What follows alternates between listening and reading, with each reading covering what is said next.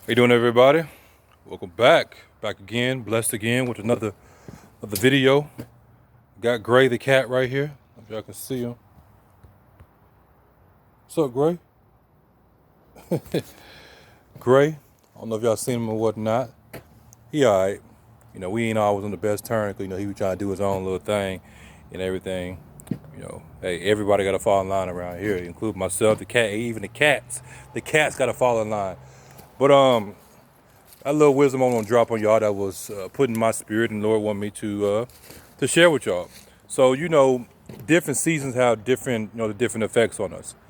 In the wintertime, our skin gets more dry, our hair gets more dry.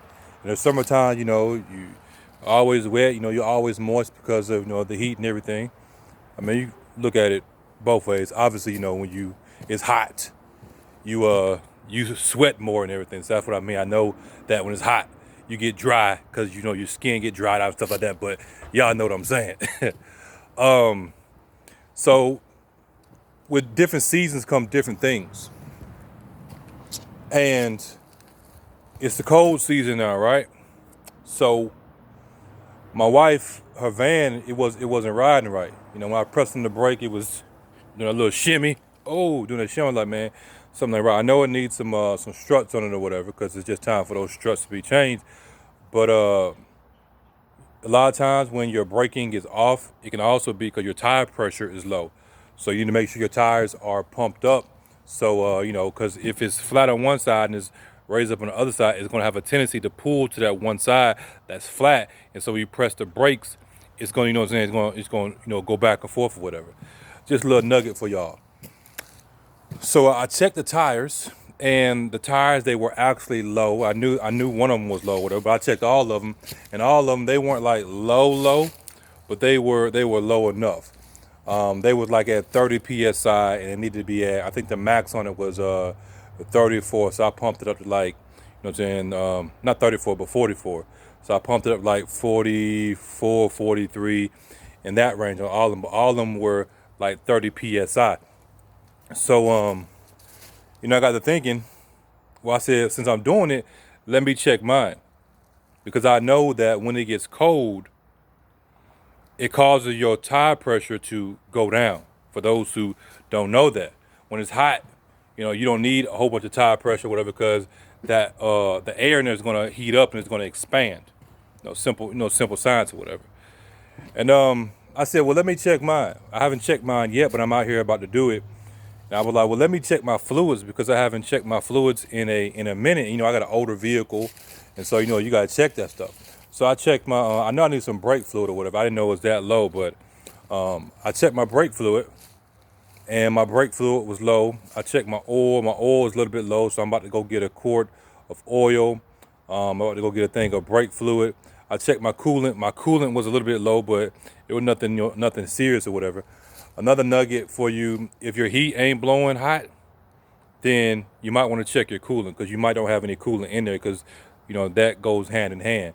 So there's other reasons, but I'm just saying something minor you can check. Some of you you need a heater core. Your heater core went out, your vehicle overheating. Hey, it is what it is. But my coolant was a little bit low. It's just like a drop low, nothing serious or whatever. Because the main reason why vehicles break down is overheating. I checked my washer fluid. The washer fluid was low. Everything was pretty much low, and I need to check the transmission fluid. But you check the transmission fluid when the vehicle's heated up. After it warmed up, then you check the transmission fluid. You check the oil when the vehicle is cool, but the transmission fluid is opposite. Just giving y'all a little nugget. So you may say, what they got to do with anything, Brother King? Well, I know that with the winter season comes certain things, like your tire pressure getting low and stuff like that. So I prepared for it. I said, let me go check her tire pressure, which I did. I pumped all the tires up. And I said, let me go check mine. And while I'm checking mine, let me check everything else. So what am I doing? I'm preparing for the season. We can see when the winter season is coming. So we prepare for it. How do we prepare for the winter season? We pull our coats out. We pull the stuff out that's going to keep us warm. We prepare for it. So the same thing with, with the vehicle. You prepare your vehicle for the winter season so it can be reliable. During that winter season, most of you, you know, hopefully, maybe most of you, I don't know. I'm just wishful thinking. Most of you have a pretty, pretty reliable, reliable vehicle. You take your vehicle to get service and maintenance on a regular basis. Some of you probably do it yourself or whatever. Some of us, we don't have the best, the best of the best reliable vehicles like that, but it get the job done. And so it's the same thing spiritually. When we see certain things coming, we see certain seasons coming. When we see certain type of unclean spirits that are coming to attack us, we already know the signs. We already know how these different spirits operate. We already know the signs of the season. We know the signs of winter. We know the signs of, of when it's about to be fall, because we are familiar, we're familiar with these different seasons, different things or whatever, because we have been exposed to them over and over and over and over and over again, because God works in patterns so we can get something. If you are familiar with the spirit of lust, it's because you probably have been lusting yourself, and you have seen that same spirit operating in others. And so when that spirit comes, then you already know what's up, because you're able to identify that spirit that much better. Oh, that's a spirit of lust.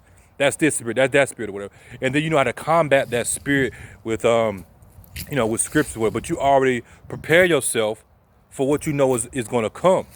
If you know certain things you deal with, you struggle with in your flesh, then you should already be preparing yourself for those type of spirits to come and attack you. You see what I'm saying?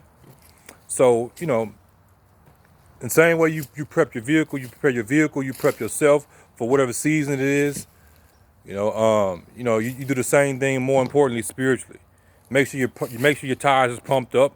Make sure you got your feet shot with the gospel. You know what I'm saying? Make sure your latches on your sandals or your boots, your army boots. You know what I'm saying? Make sure they're good to go.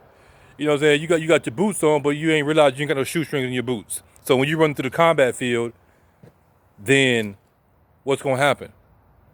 Your boot gonna come off, or something crazy or whatever. Like, man, bro, you ain't put no shoestrings in your boots, man. You supposed to be prepared for that. You knew he was going to battle. Having your armor on and everything. You knew he was going to battle. Why you ain't prepared? You knew that we are in the season of warfare. And for real, right now, we really warfaring. Now, let's just be real about it. It's getting real out here. It's been real out here. But you got so much going on. It's only going to get worse, and we must be prepared for whatever's going to happen. We must be prepared for, all the spiritual warfare that we are going through and that we are going to go through. But yeah, understand your situation, understand what's going on, use the wisdom that God has given you, and let's get it for the Lord. So with that being said, I love y'all. God bless each and every one of you in Jesus Christ's name. As always, stay focused for Jesus. Now, the truth ain't debated, baby. It's declared.